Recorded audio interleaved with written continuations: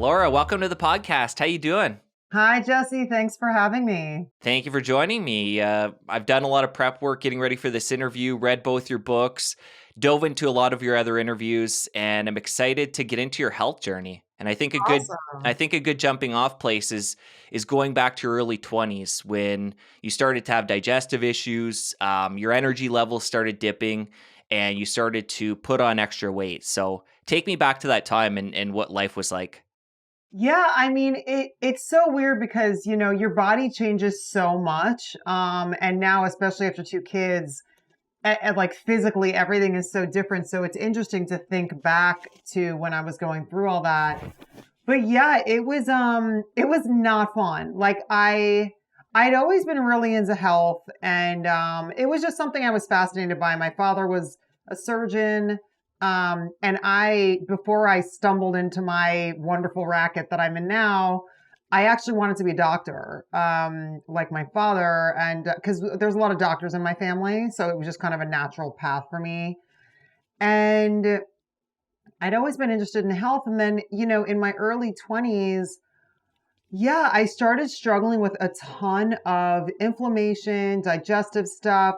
I was doing a lot of I was working with kind of like these woo woo, not kind of Western medical doctors because nobody could figure out what was wrong with me because that was kind of like the early cusp of autoimmunity.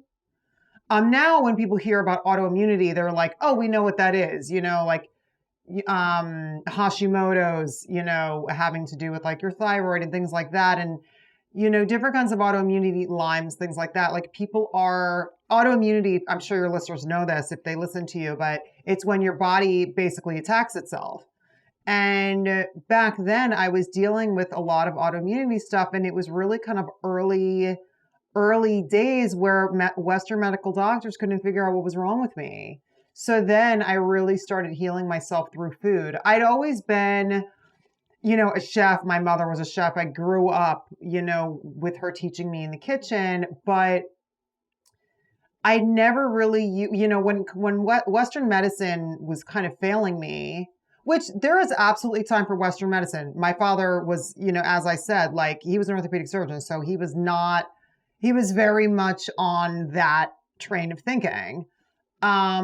Which is kind of like once you're sick, you then treat it. It's not preventative. Do you know what I mean? Whereas now I think everything's kind of shifting a little bit more preventative. But back then it really wasn't. So I started kind of getting into some woo woo stuff in terms of I was studying like leaky gut before anybody really knew what leaky gut was.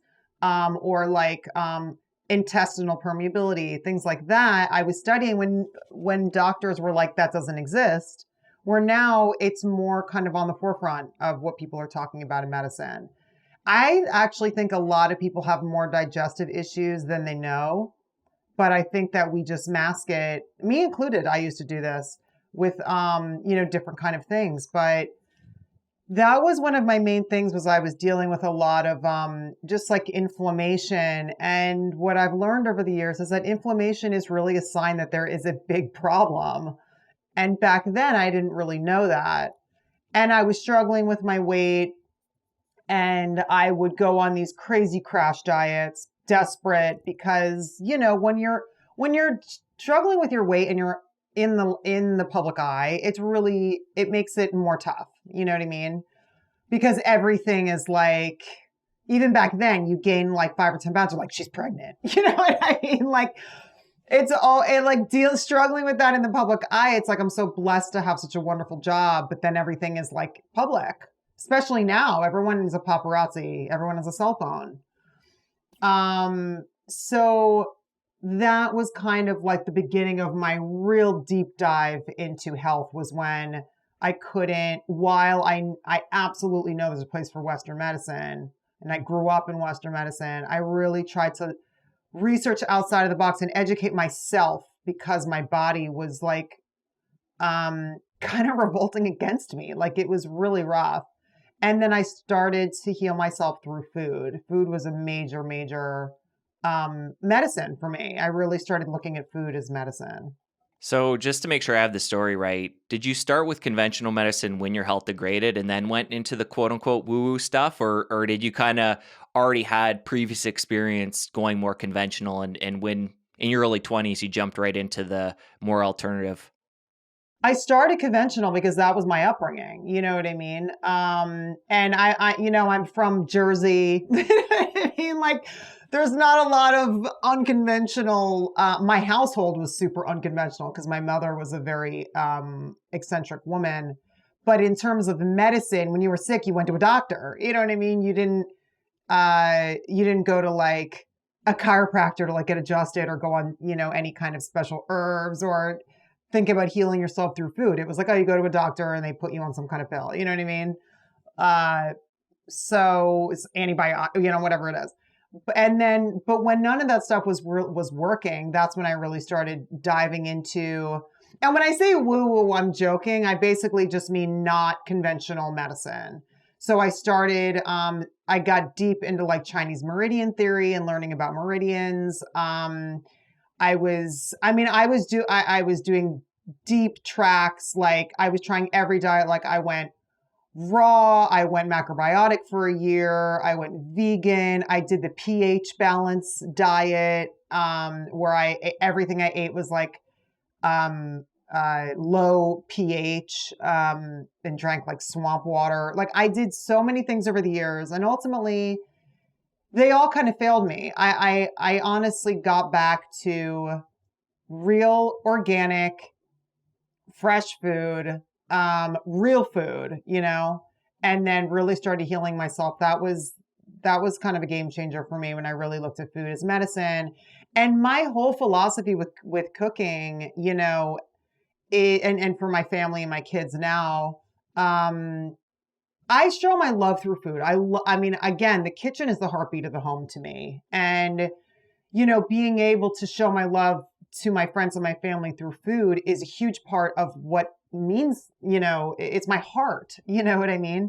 So figuring out that food is also medicine, it just kind of took my cooking to the next level of not only does it fill me with joy to feed my family and my friends, but it can also be a medicinal value as well, is a pretty big deal.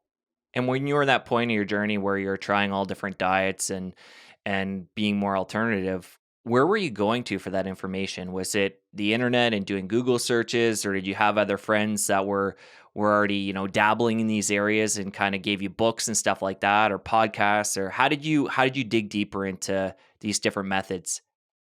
What's interesting is I feel like in the last 10 years, when we were coming up, when I started that 70 show when I was 18, and we had cell phones, but it wasn't like it is now. You know what I mean? Like we had the T-Mobile Sidekick that we would like text every once in a while. But there was no like, social media was so new. Like when Kutcher started doing Twitter on 70 show, we were like, what is this Twitter thing? Like none of us knew. It wasn't what it's like now.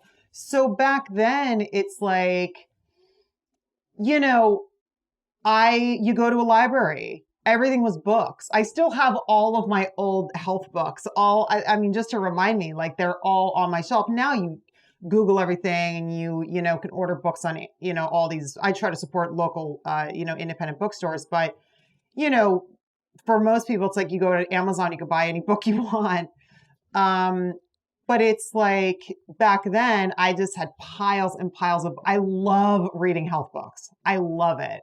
It's like one of my favorite things to do is to like sit down and read some kind of like new way of eating. I love hearing about how people eat and what they're like, I would love to hear what your current thing is, like what you're eating. I love learning about people's daily rituals. I don't know if it's because of my profession or whatever. I've just always been very interested in people and their daily, like what they do. Like, what do you do when you wake up?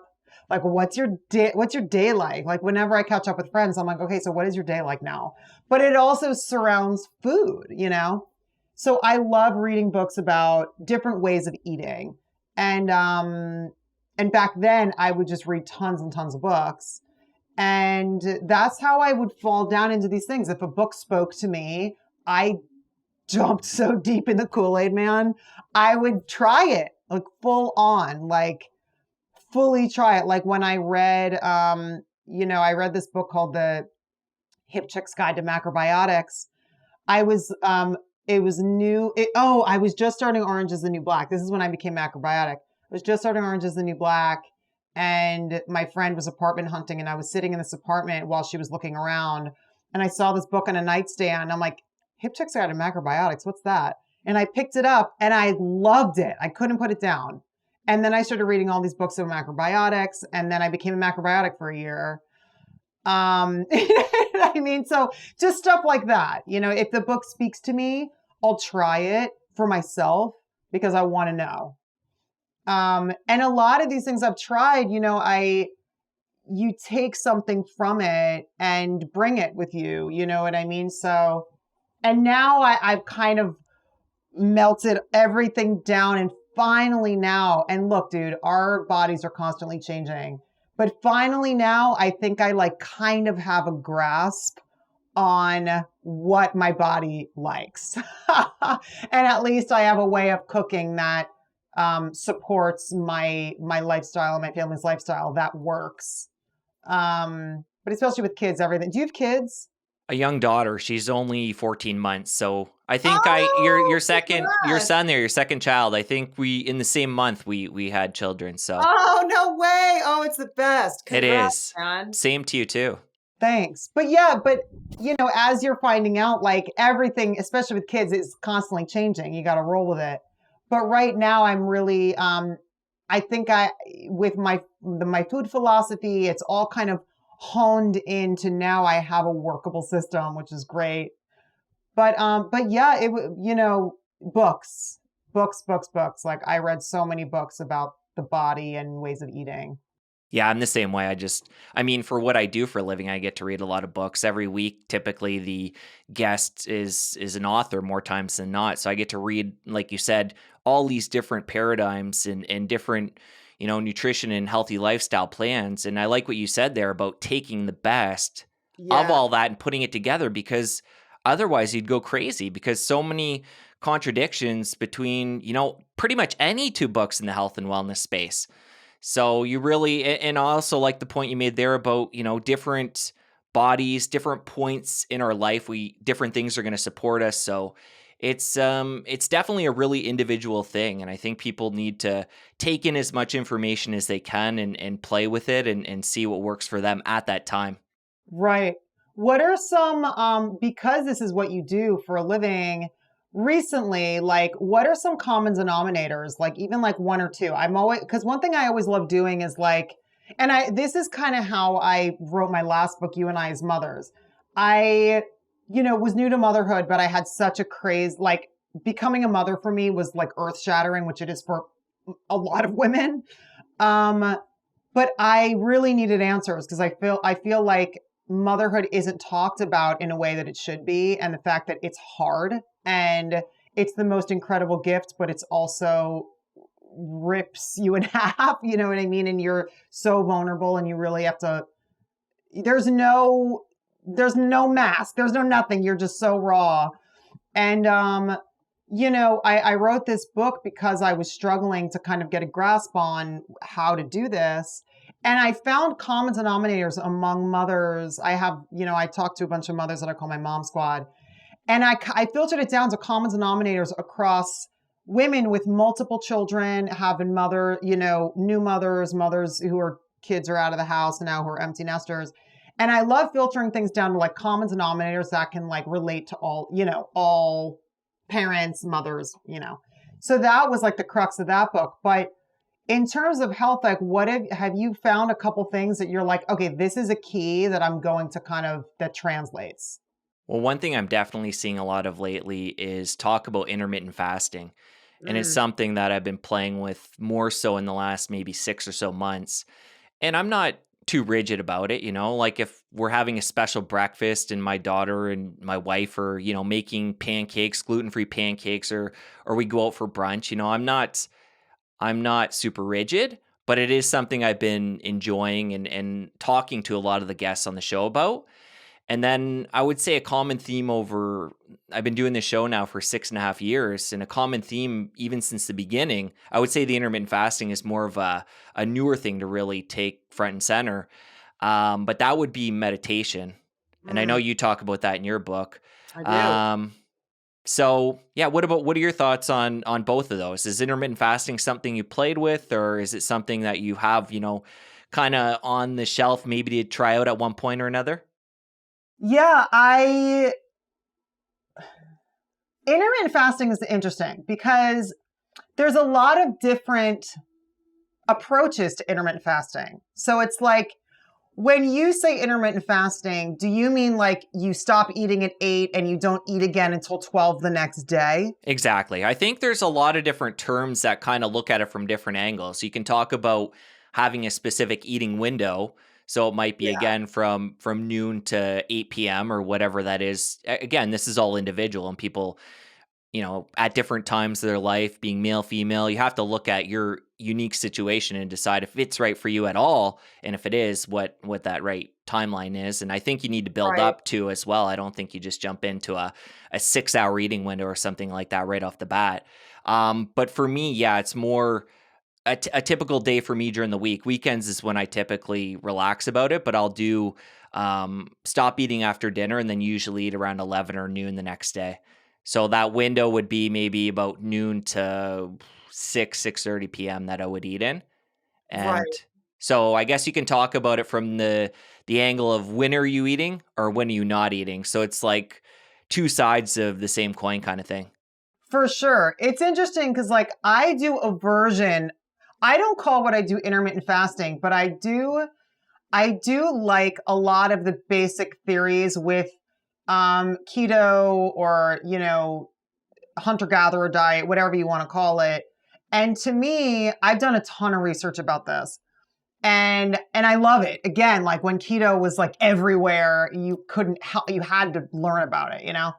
So for me, what I've kind of boiled down the basic nugget is, and please correct me, but if I'm wrong, this is just what I've deduced, is that it's all about insulin.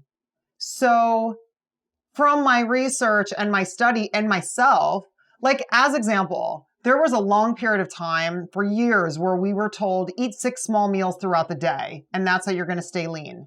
Dude, I could not lose weight eating 6 times a day. I was struggling so much with my weight.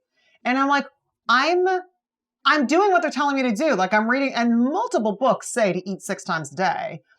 6 small meals, you hear that. Like the worst for my body. For me, because my insulin was constantly spiking. I mean, even when you think about food, your insulin spikes. And from my research and what happens with my body is like, you can't really gain fat without insulin, right? They're like together, you know what I mean? That's why unfortunately, a lot of diabetics struggle with their weight because they have excess insulin, you know what I mean? So unfortunately, because I have friends who struggle with it and it's awful.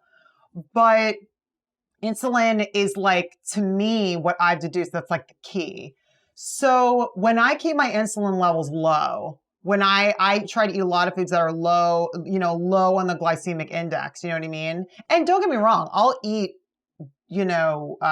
desserts and this and that, whatever. But what I do is I do a version of intermittent fasting where I don't snack anymore. Snacking to me is like the enemy. But again, this is where I'm at now. Like when when you're pregnant or breastfeeding or whatever, all this goes out the window. And certain things, like when I'm directing and I'm on a set for 16 hours, like I have to snack. Like I need to keep, you know what I'm saying? Like you have to. But in general, my general schedule with eating now that I found to be successful is I eat breakfast a little bit later, like you. I eat breakfast late, and then I don't eat anything for 5 hours. I try so hard to get to 5 hours, usually around 4 hours, 4.5 hours. My stomach is like pretty rumbly. And then I'll eat lunch. But when I eat, I'm not measuring out like 500 calories. I eat like a good meal with like fat, protein, carbs. I eat like a really good meal till I'm satiated. And then I eat dinner 5 hours later. And then after dinner, I don't eat anymore until the next whatever. But I find that having those hours in between my meals without snacking at all, that is what I found is the key. And what I figured out is like, oh, my insulin levels are low for all that time. And then I can eat a really good meal and then my insulin levels are low again. And then I eat a really good meal and then they're low again. That's what I found currently that's working, where I can still go on date nights with my husband and enjoy a meal, drink wine, like whatever. Obviously within moderation, you can't be crazy, and I eat healthy in general. But I found that the hours between meals, keeping my insulin low, has really been successful for me. And I think it's a form of intermittent fasting, because when you do all this research on keto and hunter gatherer, they always talk about insulin. I 100% agree with everything you said. I think you're Oh, onto a good. lot of great stuff there. And I mean, again, this is just where I'm at, and with my knowledge Right. base too. There's a lot of people I'm sure would say differently, but your current mindset is very in line with the way I eat and the way I think about it. Awesome, dude. Yeah, it's for me, again, this is after so much trial and error. I mean, Jesse, I've done every diet. I was on this cracker diet, which was awful.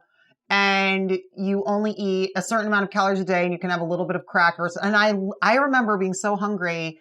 We were at the Golden Globes for Orange and I had this gorgeous long dress and I was so hungry that I snuck into the bathroom stall with like my dress train. It was like stuffed into the bathroom stall and I'm in there like eating my crackers because I was so hungry and I didn't want people to like be like, what is this girl doing eating crackers? So I'm literally stuffed into the stall with my gown all smushed in there and I'm like in there like eating crackers because I'm so hungry. Another time I'm like on this crazy like cabbage cleanse and I go to this really fancy restaurant with these producers and I had to bring my own food because I was like weighing it and doing all that stuff. They made a whole big stink about it. They wouldn't let me eat food from outside in this restaurant. And by the time you need to eat when you're on a diet, like you need to eat or you are not, is not good. So, and I remember being with these producers and I like couldn't eat my meal and it was so embarrassing. And it was just so many food things. I mean, I injected myself with HCG and ate 500 calories a day. Like I did everything because I was so desperate to lose weight because I had these core body issues that I hadn't figured out yet in terms of this crazy inflammation and, and eating the 6 meals a day, which you think is the right thing to do. But for me, it was the absolute wrong thing to do. And when I really started researching insulin, everything changed for me. And then medicine, food is medicine. That was also a big thing for me. And you know what was super healing for me is bone broth. I don't know if you drink bone broth. Oh, totally. But I'm a huge proponent of bone broth. That stuff was like liquid gold. It is the multivitamin. As soon as my kids were old enough, as soon as my pediatrician gave me the go ahead, I was giving them bone broth in a bottle. I mean, We've done the same thing with our daughter too, and oh, can't amazing. say enough about how great bone broth is. Oh my God. It's like feeds like. It's like we are made of collagen, cartilage, all these, amino acids, this incredible minerals that come out of, cooking these bones. I put bone broth in everything. Literally, and I love it. I really think it's a multivitamin. And that's one thing that was super healing to me. When I learned about bone broth, that was also another game changer for me. So you mentioned starting to eat a little bit later, like pushing your breakfast back a bit. What time would that be? And before that, are you having your moonshine coffee? Yeah, my cold brew. Yes. Today I'm doing hot coffee because it's still like a little cold in New York. I love my cold brew. But what I do now is I eat breakfast around 10. I eat lunch at 3. And then we eat dinner at 8 right after we get our kids to bed. And that seems to be the schedule, like every 5 hours. And that's kind of with my current lifestyle and what's happening, that seems to be the most successful. Because, we always wake up with the kids, obviously. So it's like, before we kind of get their day started, everything is crazy. And then by the time we can eat breakfast, it's 10 o'clock because we get them all fed and get their day all going. And then usually 3 o'clock and then 8 o'clock. And it works out well with the 5 hour blocks. And it seems to be, and what I've noticed is like, I used to be insane with working out. Like I would work out like 3 times a day when I was really desperate to lose weight.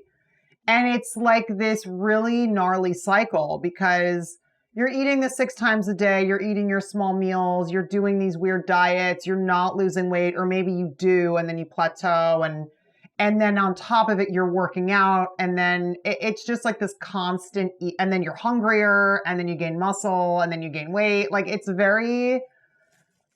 was for years. I mean, years I struggled with this.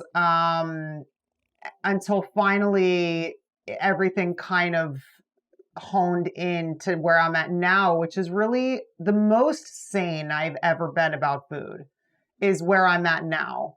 I don't know if it's becoming a mother. It probably is. Now having 2 kids, like my whole entire everything from a cellular level has changed. So that's probably a big part of it. But for years, I struggled. I was constantly in a battle with my body, and I'm finally feel like I'm in like a healthy, sane place with it, which is great. And a part of that is eating every 5 hours. And I always have food prepped in my fridge because by the time I get to that 5th hour, I have to like eat. You know what I mean? So I always have like a ton of food prepped in my fridge, ready to go. And that is a big, big part of my success, my personal success now with food. So you've been so involved in this health world for so long, learned so much, and now you're at this place where you're doing so well. I'm curious, is your husband on board too? Or is he kind of somebody that you have to kind of drag along this journey with you? Or is he in it for himself as well? Oh no, I mean by proxy, yeah, he's all about it. And whatever I eat, he eats. So no, he's stoked. He's like so educated about organic food now, and like now he knows what GMOs are. You know what I mean? And he sees it in our children. Like he's obsessed with bone broth, and he just sees what this nourishment does for our children as well, and how he feels. Oh yeah, so he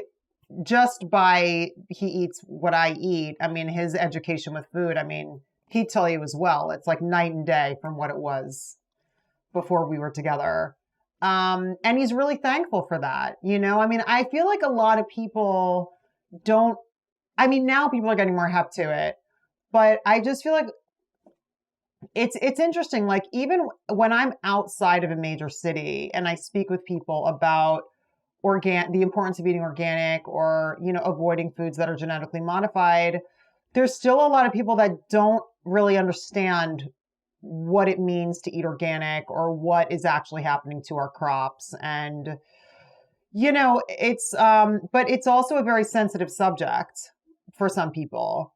So but for me personally, I'm not going to sit here and like get on a soapbox because I mean I could, but I'm not going to, because people are gonna figure it out on their own path, right? It's like just like I did. I mean, I've done so many different things to finally kind of get to a place where I feel somewhat good about where I'm at, physically, and I'm not having all those ailments I used to have.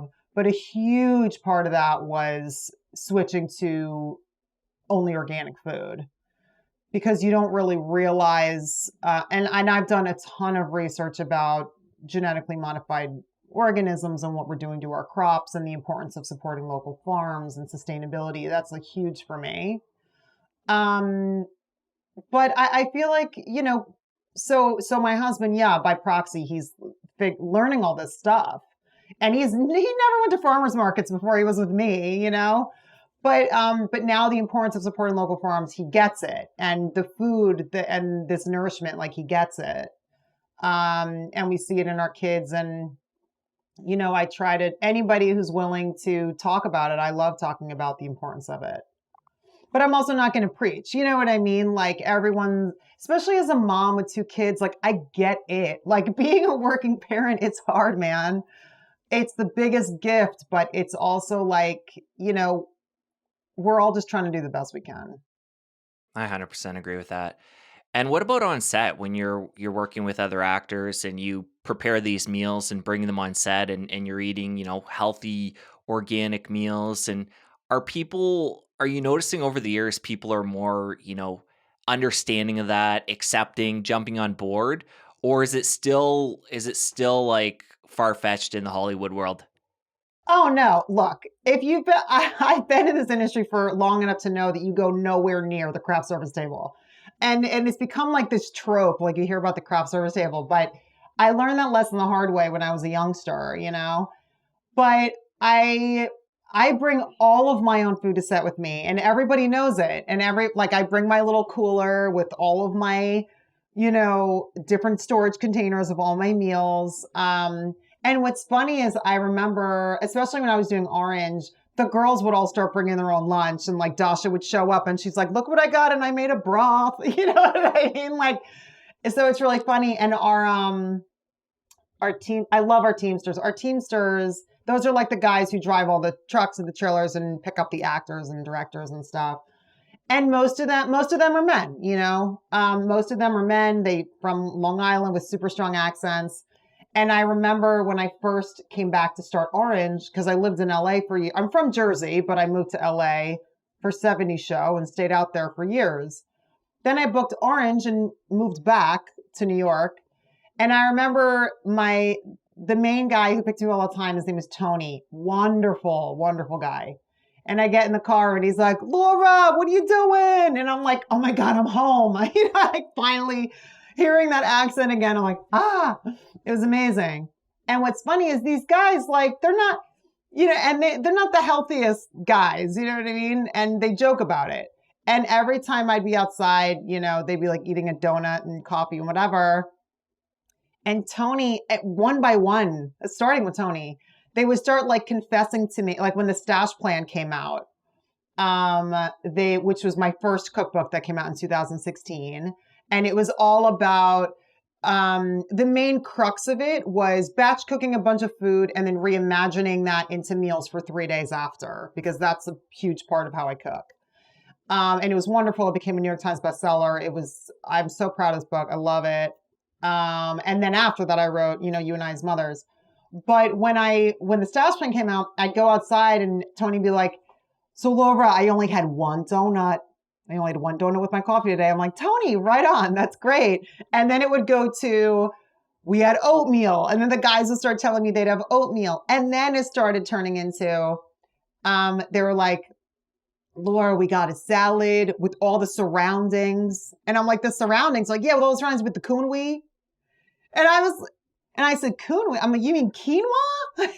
And Tony's like, "Yeah, that. We got that." So then they all started like, their diet started shifting and they would tell me about what they were eating. And it was so funny. So now whenever I make a salad, it's like the surroundings and the kunwi, because I just love these guys. And so without me even really knowing it or trying, again, because I'm not going to get it. Like, I wrote my book about it, and people who want to know about it, they buy it and read it. But it was just really nice that it just started like permeating, and people around me were starting to like bring their own food to set, and the Teamsters are like switching from, donuts to salads and quinoa or whatever, So that's always really wonderful when people just naturally, by proximity, they start changing into healthier habits, which is great. But yeah, so to answer your question, yes, people do start shifting their viewpoints. But it's also for me over the years, because I've struggled so much with my body and weight and food allergies and things like that. I have to bring my own food to set. I can't rely on them having something I can eat.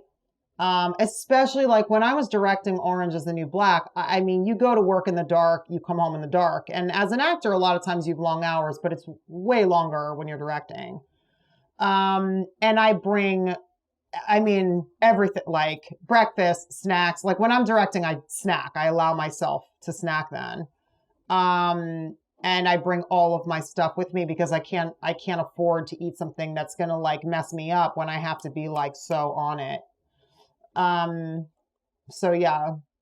So having read all these health books, trying all these diets, having written your own cookbook, the Stash Diet, I'm curious, what does what you eat in a day look like? Can you take us through what that is? And does it follow a specific type diet out there, like a more paleo, more you've talked about, paying attention to snacking and paying attention to insulin, but what kind of foods would you eat throughout the day? Yeah, I mean, my food philosophy now, it's pretty simple. I mean, I eat real whole foods. They're always organic. Um, and what I do is when I come home from the grocery store or the farmer's market, I process my foods right away. I wash everything, I trim it, I prep it.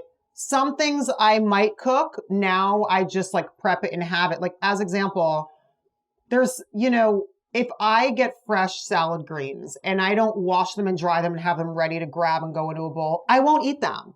Because then when you're, during the day, you're in the middle of a work day, and because I'm doing my 5-hour thing, when I go to eat, I'm so hungry. I'm like, oh, I don't feel like washing that. I'm not eating that. And then I go to something else. So for me, I have everything clean, prepped, washed, and ready to either go right into a pan and cook or right into a bowl and eat it. So I'm really organized with my food in that way. And look, here's the thing. It's like, if you want good health and you want to feel good, I'm sorry, but you're gonna put energy in somewhere. You know what I mean? Like you got to put a little bit of energy in somewhere. Like you can't just, unless you have a private chef cooking for you, which I don't, the energy is going to go somewhere. And when it comes to feeding your family and yourself. So for me, I like being in control of that energy. And rather than having stress later, I like to prepare everything ahead of time and have it as much as I can. That's been a very successful philosophy for me, getting home cooked, nourishing meals on the table for my family. Um, and I eat everything. I eat protein, pasta, rice. I eat cheese, vegetables, but it's all organic and it's whole. Like I eat whole milk and whole yogurt, but it's grass fed and organic. I eat butter, but again, it's organic. So it's like, I really think that, I mean, I truly believe in what's worked with me is if your body can recognize it, it can assimilate it. Because that's another massive thing that I had to learn the hard way. Oh my God. Okay, Jesse, this is going to sound so silly, but I'm not joking. This was a game changer for me. Chewing. Like you think you chew, okay? And look, with 2 kids running around, there's so many times where I eat and I'm like, I don't even know if I just chewed what I ate. Like, but seriously, chewing. Because for me, like, along with the insulin thing, another thing that which is so funny because it's so simple, but when it dawned on me, I was like, oh my God, this is another reason why I'm always so hungry, is I would eat this food, but my body wouldn't actually assimilate it. So even though I was eating healthy, I wasn't chewing or whatever, and my body couldn't actually absorb, the nutrients. And that was another crazy thing for me. I read this book that talked about chewing of all things. And then it was like, try chewing. Macrobiotic. When I was a macrobiotic, they're all about chewing. I was so hardcore when I was macrobiotic, I wouldn't even eat in public because I wouldn't have enough time to chew. Like that's how deep tracks I went. And this is before my husband, and I was like single at the time. My friends were like, come out, blah, blah. And I'm like, I can't, I got to chew. Like, you know what I mean? So, but the thing is yes, that was like crazy extreme.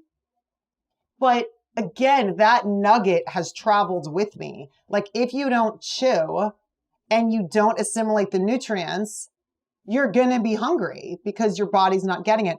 So that's another thing that was kind of like a game changer for me and you think you chew, like it's funny when I remember hanging out with the girls on Orange and I was like really deep tracks into chewing.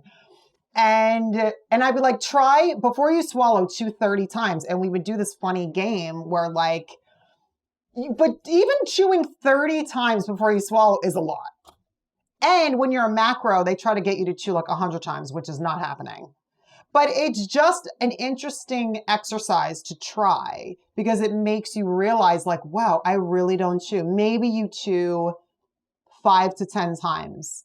So Jesse, no joke, your next meal, try chewing each bite 30 times and you're going to be like, this is exhausting.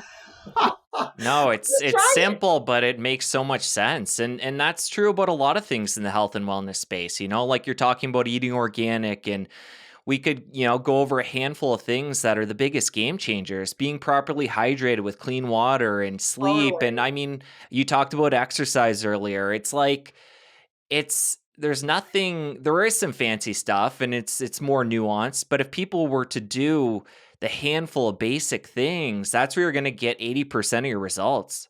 And chewing is part of that. Totally. But what's funny is I never thought about it. You know what I mean? Like, because you're like, yeah, I chew, I get it.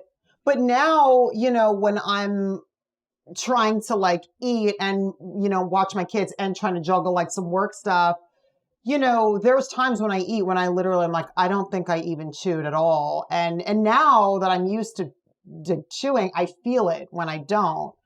And you just feel kind of like heavier, you know what I mean? But so it's silly. It's actually not silly. It's a game changer, but try it. It's silly it's kind of funny to talk about is what I'm saying, but you should try it on your next meal. Just try, or any of your listeners who are listening right now, your next meal, try chewing each bite 30 times, which is minimal, by the way.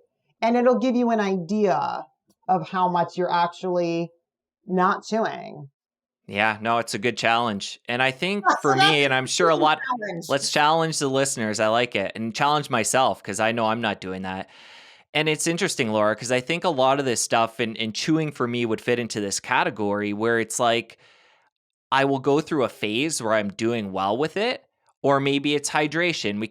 I could probably pick a handful of different examples, things that I've read numerous times and applied in good ways as part of my healthy lifestyle through periods, but then I lose it. Then I get busier, like you have a kid or something changes with work, or there's so many things. We're all busy and it's easy to forget. And I think that's the hardest part with for me at least. I don't know if you would agree with this, is sticking with this stuff long term and having it top of mind. Meditation's another example. Something I know is so good for me, and over the years I've dabbled in and out of it, and it's like, why can't I just give myself that 10 minutes every day? It's so simple. And so for you, do you find the same thing? It's like, how do I stick with it? Not just read it, do it for a short period of time, but ingrain that and make it a habit?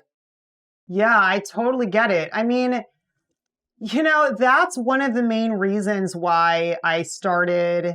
I mean, especially my line that's coming out on HSN, my culinary line. It's all about things that are sustainable, right? Like for our lives to be sustainable. So for me, the way I eat, my cooking philosophy, it all has to be sustainable for where I'm at. And my line, again, it helps you get things done more efficiently so that you're gonna keep doing it.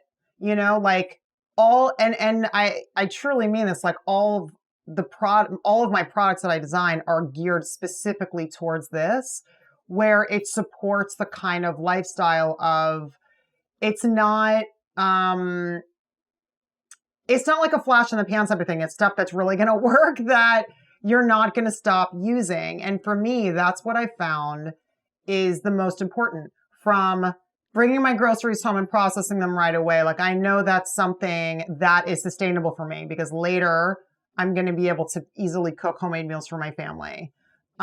Using different tools in the kitchen, and why I designed this product line is to help you have that lifestyle that you're going to continue doing. It's going to make things easier for you. And now you're a parent now. So it's like, as well as I do, if it's not going to make our lives more seamless, it kind of just falls away. Do you know what I mean? So for me, it's all about finding things that are going to help just make things less stressful and easier, truly. So you can have more time being with your family. and your friends and people you love. That's like where I'm at right now. So if something doesn't support that, it's going to fall away for me. Because it is about those things that make your life sustainable. So that's where I'm at right now. And that's what's been working. And it's one of those nuggets again that I've kind of deduced after doing all these different things and having all these different life experiences and going through all these different battles with my body and my different, ways of cooking. But one thing that's always been a constant is preparing ahead has always been a constant for me. And that's something that's always been with me. I think it's because I've been on my own since I was such a young kid, like, because I moved out of the house when I was 15 and I was like, on the ground moving. Prepping ahead has always been a really good friend. And that translates over to food and health for me as well. From the way that I, prep my foods for the fridge, my culinary line with PrepOn Kitchen, it's all centered around the same core values that work. And that's where, or else it falls away, man. Like, you know what I mean? Would you say you got a lot of that from your mother, being a chef and cooking all these extravagant meals at home when you were a kid? Was she big on prepping and having things ready to go? Well, what's interesting about my mother is she was all about having her mise en place. Like when she was cooking, she always had her ingredients out. And as a youngster, when I would see this, that was like my first lesson in preparation. But her way of cooking was she was like a sorceress in the kitchen. Like she would make things that were not practical. You know what I mean? Like she would make her Peking duck and her foie gras and all this. Like she was very into high-end artistic cuisine, and she would feed us this stuff when we were like 9 years old. And it was a little above our our palates at the time, but it was a wonderful lesson. But what's interesting is everyone always loves coming to our house for the holidays because she would have all these phenomenal things made from scratch, and it was wonderful. But I don't have a single memory of spending time with her during a holiday because she was always, at the stove. She was always cooking. So for me, even as a youngster, I'm like, there's got to be a better way. There's got to be a better way to provide all of this wonderful, because I know she loved cooking for us. Like she loved cooking for people and entertaining and whatever, but we never saw her. We recently, my mother just turned 80 and we recently had this big Zoom with like, cousins, uncles, like everybody on there. And we all went around and told a story about my mother. And it was all about cooking. All of them were always about cooking. And it was about, that we never saw you, Marjorie. You were always in the kitchen. And it's a shame, because what's the point if you can't even enjoy it? You can't even be with your loved ones to enjoy it. So even as a youngster, I think that's where I really kind of honed in on, there's got to be an easier, practical way to still cook these beautiful meals and provide this nourishment for your family, but also be able to be present with your family to enjoy it. And that is like the crux of my whole viewpoint on food. And so yes, to answer your question, it did start as a child. And when I was 15, I moved to Europe by myself to work. Again, we had a very unconventional household, so my mother let me go. And that's where I also really started food prepping for myself and batch cooking. And then reimagining my meals in different ways and stuff. I started doing that as a youngster in Italy. So this has been like part of me since I was a kid. I don't know any other way, really. Got it. And early on in our chat, you mentioned you were into health from an early age. Having a dad as an orthopedic surgeon and a mother who was so into cooking, I'm curious where that stems from. Would you say it's a little bit from both of them, or was it more? I think you've talked about before your mother was into organic before, now it's so mainstream and popular, but was it more from one or the other, or where did that come from? That ultimately, it came from my mother originally. It didn't really come from my father. Even though he was a surgeon, he was extremely unhealthy. But he loved being a doctor. I mean, he was always at work. Like I think, so first of all, he had the most amount of cases in two separate hospitals, which is like insane. It's already insane to have the most amount of cases in one hospital. He had them in two. Like all he wanted to do was work, and that's all he did. He loved being with patients and all that. That's what he thrived on. So he was mostly at work. So a lot of this, my love for food came from being, inspired by my mother, and yes, seeing her in the kitchen. And she was the first one that taught me about organic versus conventional. And back then that was that was early on. Like people weren't really talking about organic foods that much, back in, 1990 or whatever. And where did she get that from? I mean, like you said, that's really early. Where was it instilled by her parents, or where did that come from? My grandmother got really sick and she came to live with us, and my mother would cook for her and was trying to, my grandmother was all about health. Like she did not want to go into any kind of, first of all, my mother refused to ever, obviously, put her in a home. So she came to live with us. But she was really sick, and my grandmother was really against medicine. Like she was really against drugs. So my mother healed her with, my grandmother ended up passing years later, but when she lived with us, my mother would make her all of this gorgeous homemade food that was always organic. So I think that's kind of where my mother really got into it, was when she was trying to take care of her mother when she was living in our house in Jersey. And I would see my mother make these like organic butternut squash soups with different and my mother was using broths as well. I didn't understand how important broth was back then, but I knew that my mother used it as a base for a lot of food.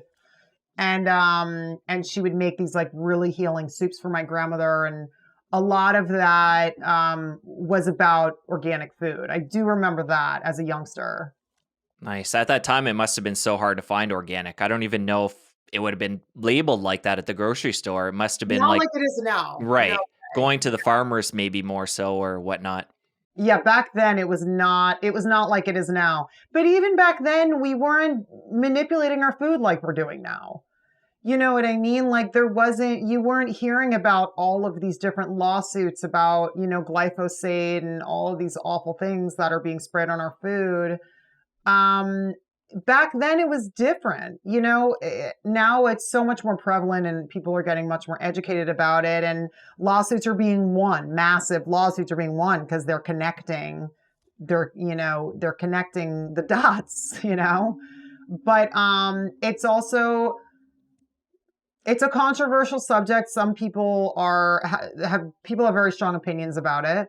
But what I will say is, from a personal level, our family, I'm talking to farmers, and the way that I feel when I eat organic, that's just our lifestyle. And that is something that I first started learning about when my mother was cooking for my grandmother when she was sick. And Laura, as somebody who is still so young and you have a lot of time to do a lot of things and you've done so many different things over the years, the acting, writing. You mentioned the new cookware line, which I want to talk about a little bit more before we part ways. But do you see yourself spending, because you have all this accumulated knowledge and this passion for health and wellness, do you see a big part of your next chapter with the megaphone you have because of your audience and because of your ties to Hollywood, and you have a lot of people that are listening to what you're putting out there? Do you see yourself getting more and more involved in this health and wellness space and sharing the message of organic and GMOs and helping to get that out to the masses? Yeah, well, thank goodness we have people like you, Jesse, you're getting it out to the masses. So thank you for what you're doing. Um, look, it's a part of who I am. Like I just, especially, one thing that I feel like it kind of happens in steps for people, right? So I feel like, I write about it in my books. Like in the stash plan, I was writing about bone broth and, GMOs and the importance of eating organic. And that was in 2016. And it was very well received, which was wonderful. So that made me really happy that people wanted that information. But again, for me, it's like, I don't want to preach it at you. It's like, I'll write about it. If you want to know about it, then buy my book. And they did, and they learned about it. And I still, every day I'm very engaged with my social media community. And every day I get messages about how people, what they get out of the stash plan, or, you and I as mothers, I talk about it as well. And there's a recipe chapter as well. But for me, it's like, if I can help people just adopt some healthy habits in terms of, maybe getting into the habit of prepping their food ahead. So when they get to that time when they're hungry or need to feed their kids, or it's like a crazy day, it's there and they can make good decisions. Or, if my product line helps you cook more efficiently in the kitchen and it helps make your cooking experience less stressful, then I've done my job, because that's what's important to me is to help us just get streamlined and make this cooking experience more pleasurable and less stressful. Like, a lot of people get stressed out in the kitchen when they have to cook, and it shouldn't be that way, because I love cooking for my friends and my family.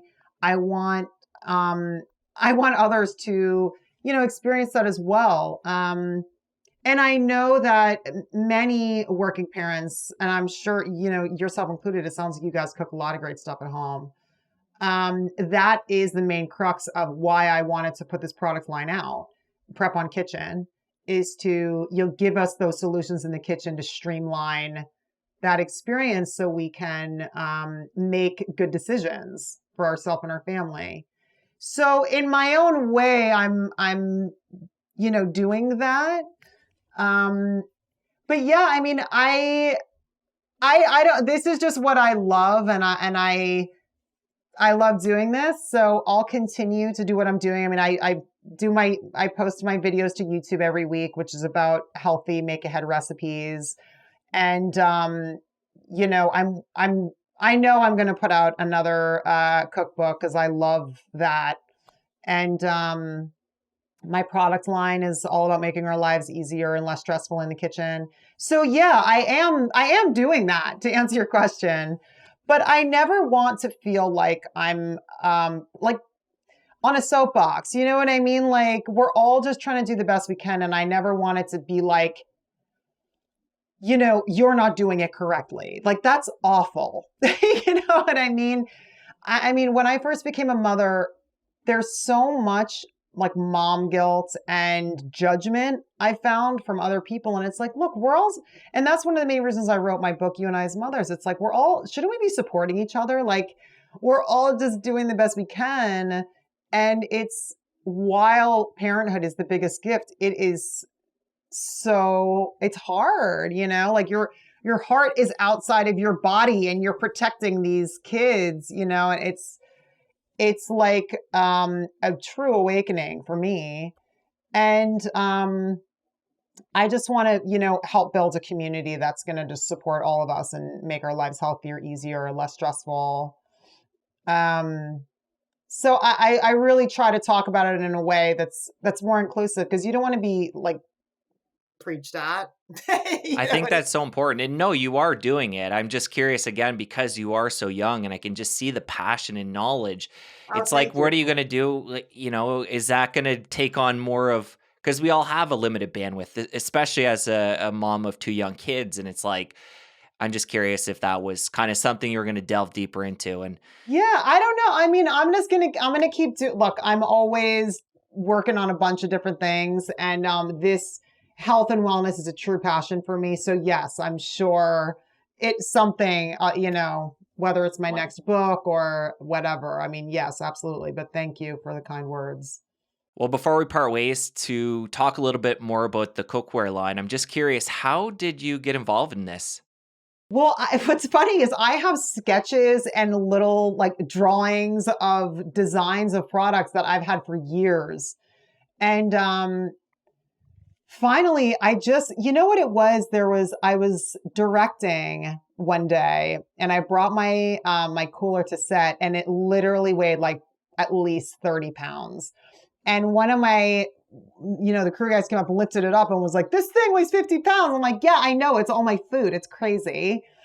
And that was one of my first things of like, there's got to be an easier way to like transport food with you and prep your food quicker, faster, more efficient.